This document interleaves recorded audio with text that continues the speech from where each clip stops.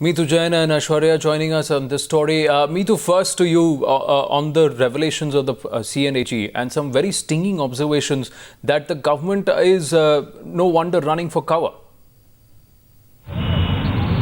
That's right. In fact, the government is running for cover, but if you do an analysis of this entire report and the manner in which the Augusta Westland deal has really happened over the years, it's very interesting because remember the parameters were first set in 2003 when the NDA was in power. And if I could just read out a short paragraph from the statement that the Ministry of Defence had issued a few months ago when it was trying to distance itself.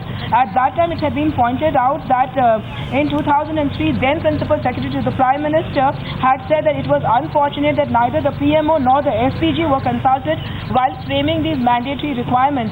And at that time, the Principal Secretary to the Prime Minister had suggested that the CAS and the Defence Secretary jointly review the matter and draw up realistic mandatory requirements. So it's where the VVIP choppers are concerned. So essentially, remember the Ministry of Defence under A.K. Antony had tried to distance itself and they had given a fact sheet. In that fact sheet, the interesting point is then Prime Minister was Atal Bihari Vajpayee and the NSA then was Brijesh Mishra. There was a lot of concern in the PMO that these VVIP choppers, the SPG was not involved, and at that time, therefore, the SPG's involvement was made mandatory. So essentially, it was the NDS regime which really started this entire thing, and the chopper deal was finalized in the UPA regime. So while this might be a Bofors moment in one way or the other, and remember where Bofors is concerned, the government has never been made to forget, the Congress has never been made to forget the Bofors issue by the BJP. But in this case, Aishwarya, the UPA cannot point for fingers at the NDA government and vice versa because overall both governments were involved. From when the choppers were tested to when the deal was actually struck and it was confirmed. So both governments were involved. But the fact is, how can you even give the green signal and go ahead to a chopper which the report says was not even tried out in the first place?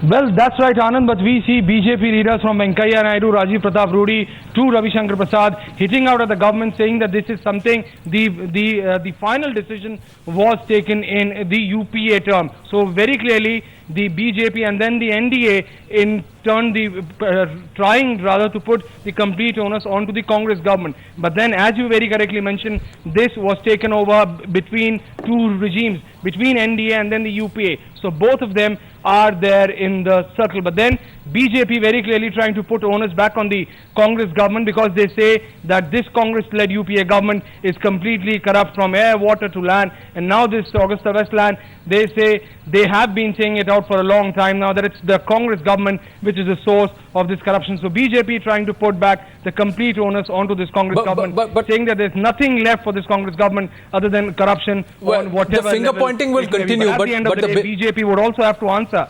Yes. Yeah, Aishwarya, the finger pointing will continue, but the bigger question, Meetu, is will this report be tabled in Parliament? Because the government has been holding it close to two sessions now. They've not tabled it in Parliament. There's word that they might just add it as a compendium and send it up to the Prime Minister's office and wash their hands off. Now, is that what that's going to happen, or will they table it in Parliament?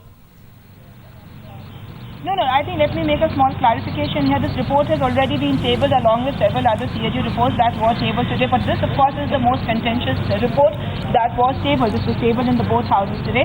But the bigger issue really is what happens next. The question is, will the PAC take it up with the same gusto that it did where the 2G report is concerned? That is a question one has to look at because remember where the PAC is concerned, it is headed by Murli Manohar Joshi, which is usually the PAC is headed, of course, remember by a member of the opposition. In this case, it's a very senior member, Murli Manohar Joshi. What kind of a direction he will give to this Augusta Westland deal is something one has to look out for.